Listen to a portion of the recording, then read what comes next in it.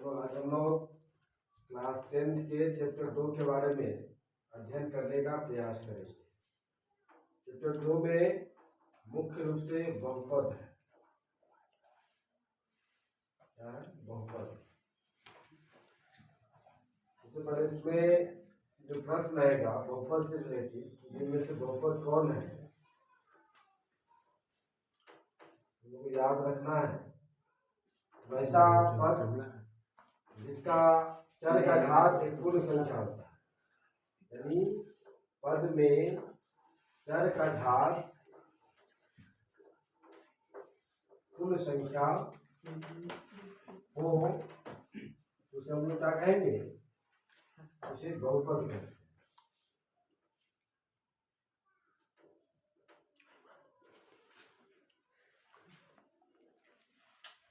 Example में लिख सकते हैं x का पावर 5 है, 2x² है प्लस 3 है, या √3x³ -5। इस तरीके से ये सारे प्रश्न क्या हो जाएंगे? बहुपद होंगे। प्रश्न यहाँ ज्यादातर ये रहता है कि इनमें से बहुपद कौन नहीं है। बहुपद नहीं है इस तरह के क्वेश्चन देखेंगे तो देखेंगे कि यदि चर का जो पावर है वो माइनस में हो, माइनस में होगा तो वो बहुपद नहीं होता है। इसके अलावा यदि चर जो है स्वयं वो रूट में हो तो भी वो क्या होगा? बहुपद नहीं होगा। इसके अलावा x का पावर यदि बट्टा में होता है तो भी ये बहुपद नहीं होता है। इसके अलावा एक और रहता है, यदि x या चर वो स्वयं क्या हो? बट्टा में हो तो भी वो बहुपद नहीं होगा। इस तरीके का जो भी एग्जाम्पल होगा एग्जाम्पल के तौर पे ले सकते हैं। जैसे √2 है, x² है प्लस x का पावर -2 है, तो बहुपद नहीं हो। क्या ये बहुपद नहीं है? तो कह सकते हैं बहुपद नहीं है। क्यों नहीं है? क्योंकि x का यहाँ जो पावर है वो -2 है। इसी तरीके से और भी क्वेश्चन बन सकता है, जैसे ये x³ -2/x है तो भी ये बहुपद क्या होगा? नहीं होगा। इसके अलावा और भी इसके एग्जाम्पल रह सकते हैं।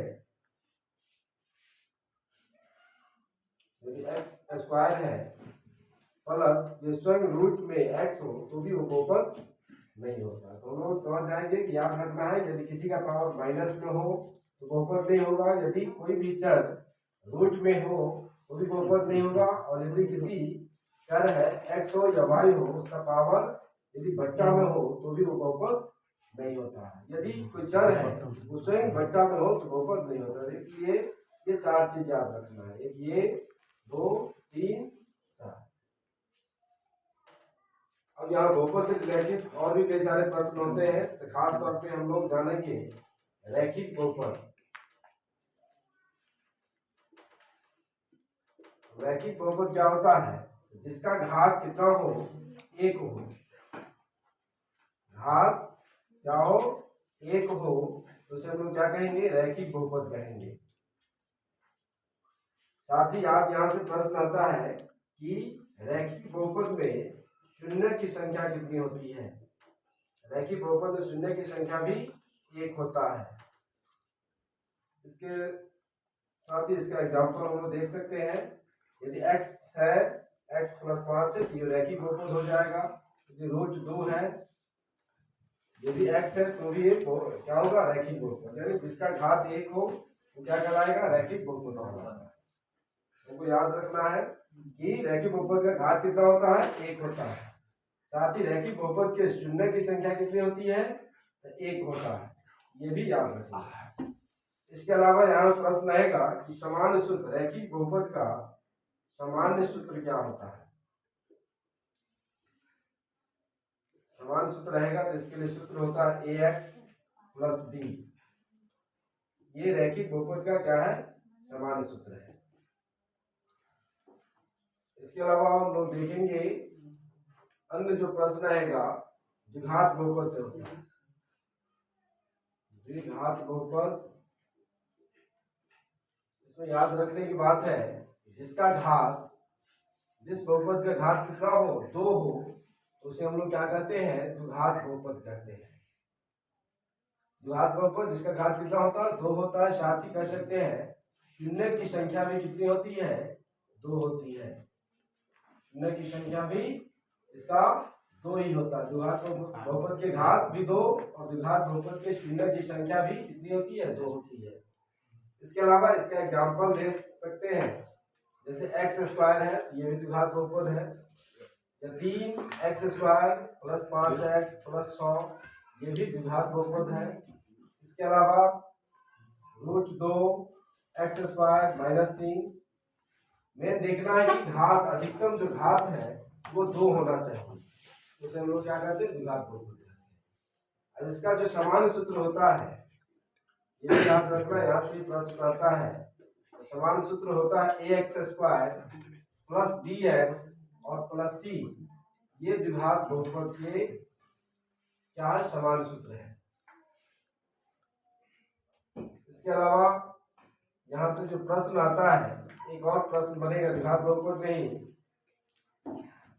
यहाँ हम लोग दूसरा प्रश्न ले लेते हैं। इसमें शून्यकों का योग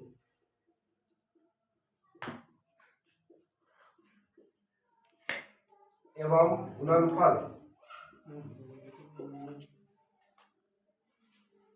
इससे रिलेटिव प्रश्न रहेगा। इसके लिए सूत्र याद रखना है कि अल्फा जोड़ बीटा बराबर माइनस b बटा a। ये प्रश्न दूसरा रहता है शून्यकों का गुणनफल, तो इसको हम लोग कह सकते हैं कि अल्फा गुणे बीटा बराबर c बटा a। क्या होता है, अल्फा जो बीटा और माइनस b बटा है। दूसरा जो सूत्र इससे रिलेटिव रहेगा, अल्फा गुणे बीटा बराबर c बटा a। इसे हम लोग शून्यकों का योग कह सकते हैं, मूलों का योग कहते हैं, या अल्फा जो बीटा कहते हैं। इसे हम लोग शून्यकों का गुणनफल कहते हैं, या तो मूलों का गुणनफल कहते हैं, या तो अल्फा गुणे बीटा कहते हैं। इससे रिलेटिव जो प्रश्न रहेगा, कोई प्रश्न दे दिया जाएगा और इस तरीके से रहता है, और इसमें कह देगा कि शून्यकों का योग एवं गुणनफल ज्ञात करें। सबसे पहले हम लोग जानते हैं कि a बराबर यहाँ 6, b बराबर 5, c बराबर 8। इस प्रकार से हल करेंगे तो हम लोग अल्फा जो बीटा यानी मूलों का योग बराबर माइनस b बट्टा a, इसके लिए सूत्र लिख सकते हैं -5, b के जगह पे -5 है और a के जगह पे कितना है, 6 है। इस तरीके से इसका आंसर -5 बट्टा 6 आएगा। इसी प्रकार से अल्फा गुणे बीटा कहा जाएगा निकालने के लिए, या शून्यकों का योग ज्ञात करने के लिए, गुणनफल ज्ञात करने के लिए कहेगा, या मूलों का गुणनफल ज्ञात करने के लिए कहा जाए। इसके लिए सूत्र c बट्टा a होता है। तो c का वैल्यू कितना है, 8 है, 8 देंगे। a का वैल्यू कितना है, 6 है, नीचे 6, फिर 2 से यहाँ भाग देते हैं, 2 चौका 8, 2 तिया 6, इस तरीके से 4 बट्टा 3। एक आंसर क्या, -5 बट्टा 6 आया, जो शून्यकों का योग है, और दूसरा शून्य का गुणनफल कितना, 4 बट्टा 3 आता है। इस तरीके से यहाँ से प्रश्न आते हैं। इसके अलावा द्विघात बहुपद ज्ञात करने के लिए कहा जाता है, द्विघात समीकरण या द्विघात बहुपद ज्ञात करें,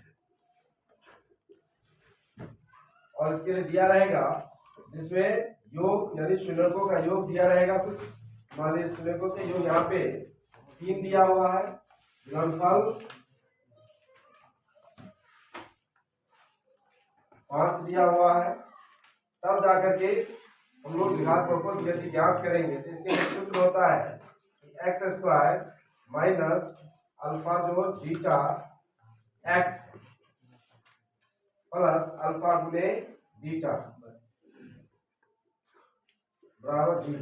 इस सूत्र के माध्यम से लोग द्विघात बहुपद या द्विघात समीकरण ज्ञात कर सकते, जब शून्यकों का योग कितना दिया हो, 3 दिया है, और शून्यकों का गुणनफल 5 दिया हुआ है। तो हम लोग यहाँ पे एक्स स्क्वायर माइनस अल्फा जो बीटा कितना है, जो 3 है, तो यहाँ पे हम लोग 3 देंगे। गुणनफल कितना है, 5 है, तो यहीं पे हम लोग 5 दे देते हैं। इस तरीके से इसका x square minus 3x plus 5 ये एक द्विघात बहुपद हम लोग याद रखते